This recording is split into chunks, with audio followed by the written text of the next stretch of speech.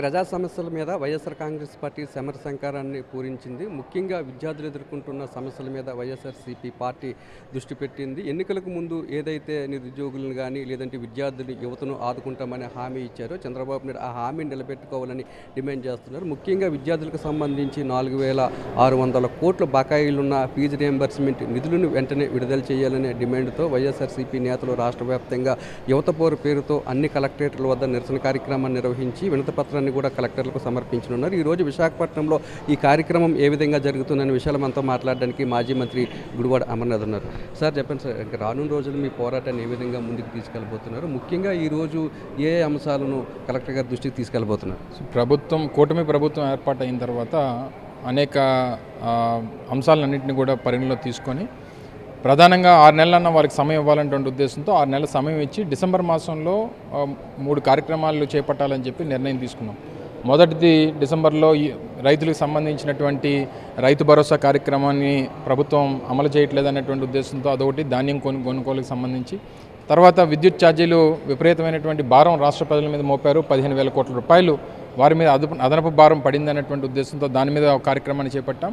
ఇప్పుడు యువతకు సంబంధించి ఈరోజు చేపడుతున్నటువంటి కార్యక్రమం రాష్ట్రంలో ఉన్నటువంటి చదువుకుంటున్నటువంటి పిల్లలకి ఏదైతే ఫీజు రీయింబర్స్మెంట్ కానీ వసతి దీవెనకు సంబంధించి కానీ, దాంతోపాటు వారి ఎన్నికల హామీ అయినటువంటి నిరుద్యోగ భృతి, రాష్ట్రంలో ఉన్నటువంటి 20 లక్షల మంది యువతకి 3,000 రూపాయలు చెప్పిన ప్రతి నెల నిరుద్యోగ భృతి ఇస్తామని చెప్పి గత సంవత్సరం పూర్తయిపోయింది. ఈ సంవత్సరం బడ్జెట్లో అయితే అసలు రూపాయి కూడా కేటాయించలేదు. దాంతోపాటు ప్రతిష్టాత్మకంగా ఆ రోజు జగన్మోహన్ రెడ్డి గారు నిర్ణయం తీసుకున్నటువంటి 17 మెడికల్ కాలేజీలు రాష్ట్రంలో ఏర్పాటు చేయాలని చెప్పి వారు నిర్ణయం తీసుకొని 5 మెడికల్ కాలేజీలు పూర్తి చేసుకొని 750 సీట్లు ఇప్పటికే రాష్ట్రంలో అందుబాటులోకి వచ్చాయి. మిగిలినటువంటి కాలేజీలు కూడా పూర్తి చేయాలనేటువంటి ఉద్దేశంతో ఒక కృతనిశ్చయంతో ఆ రోజు అనుకున్నాం. కానీ ప్రభుత్వం మారింది. ఈరోజు ఏకంగా ప్రభుత్వ ఏదైతే మెడికల్ కాలేజీలు అన్నింటినీ కూడా ప్రైవేట్ పరం చేయాలన్నటువంటి ప్రభుత్వ నిర్ణయాన్ని వెనక్కి తీసుకోవాలనేటువంటి ఉద్దేశంతో ఈ 3 ప్రధానమైనటువంటి అంశాలను తీసుకొని రాష్ట్ర వ్యాప్తంగా ఉన్నటువంటి 26 జిల్లా కేంద్రాల్లో కూడా జగన్మోహన్ రెడ్డి గారి పిలుపు మేరకు పెద్ద ఎత్తున ప్రొసెషన్స్ చేసి తద్వారా ప్రభుత్వం మీద ఒత్తిడి తీసుకొచ్చేటువంటి దానికి కలెక్టర్ల ద్వారా ఒక రిప్రజెంటేషన్ ఇవ్వాలని చెప్పి కూడా నిర్ణయం తీసుకోవడం జరిగింది. అయితే యువతకు సంబంధించి ప్రతి సంవత్సరం 4 లక్షల మంది ఉద్యోగాలు అన్నారు. ఆల్మోస్ట్ 9 నెలలు పూర్తయిపోయింది. నాకు తెలిసి రాష్ట్రంలో ఇప్పటివరకు ఒక ఉద్యోగం వచ్చినటువంటి పరిస్థితులు లేవు. నిరుద్యోగ భృతి గత సంవత్సరం ఒక 7,200 కోట్లు, ఈ సంవత్సరం 7,200 కోట్లకు సంబంధించి అసలు బడ్జెట్ కూడా పెట్టలేదు, గత సంవత్సరం ఇవ్వలేదు. పాత బకాయిలతో పాటు ప్రతి రూపాయి కూడా వారికి చెల్లించాలన్నటువంటిది వైఎస్ఆర్ కాంగ్రెస్ పార్టీ డిమాండ్ చేస్తూ ఉంది.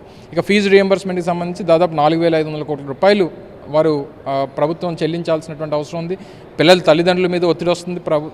ఏదైతే కళాశాల యాజమాన్యాలు కానీ లేదా పిల్లల మీద ఒత్తిడి తీసుకుని వచ్చి హాల్ టికెట్లు ఇవ్వం, డబ్బులు కట్టకపోతే అనేటువంటి ఒత్తిడి పిల్లల మీద వస్తూ ఉంది. సో ఇన్ని పరిస్థితుల మధ్య దాదాపు 4 క్వార్టర్ల నుంచి వారు డబ్బులు ఇవ్వకపోతే మరి పిల్లల తాలూకు భవిష్యత్తు ఏంటి, ఏ రకంగా ఇబ్బంది పడతారనేటువంటిది ప్రభుత్వం ఆలోచించాలనేటువంటి ఉద్దేశంతో జగన్మోహన్ రెడ్డి గారి ఆదేశాల మేరకు ఈ పెద్ద ఎత్తున ఈ కార్యక్రమాన్ని తీసుకోవడం జరిగింది. సార్, ఎన్నికలకు ముందు అన్ని వర్గాల ప్రజలకి కూడా చంద్రబాబు నాయుడు హామీలు ఇచ్చారు, అరచేతిలో వైకుంఠం చూపించారు. ఇప్పుడు ఏ విధంగా చూస్తారు ఆ మాట తప్పిపోవడానికి? ప్రజలందరూ కూడా చంద్రబాబు నాయుడు గారు మోసం చేసే వ్యక్తి అని ప్రజలందరికీ తెలుసు. 2014లో 600 వాగ్దానాలు వచ్చాడు, 6 కూడా ఇంప్లిమెంట్ చేయలేదు. ఇప్పుడు అలాగే వాగ్దానాలు చేసి అమలు చేయలేనటువంటి వాగ్దానాలు చేసి అధికారంలోకి వచ్చాడు. అంచేత ప్రజలు సరైన బుద్ధి చెప్పడానికి సిద్ధంగా ఉన్నారు.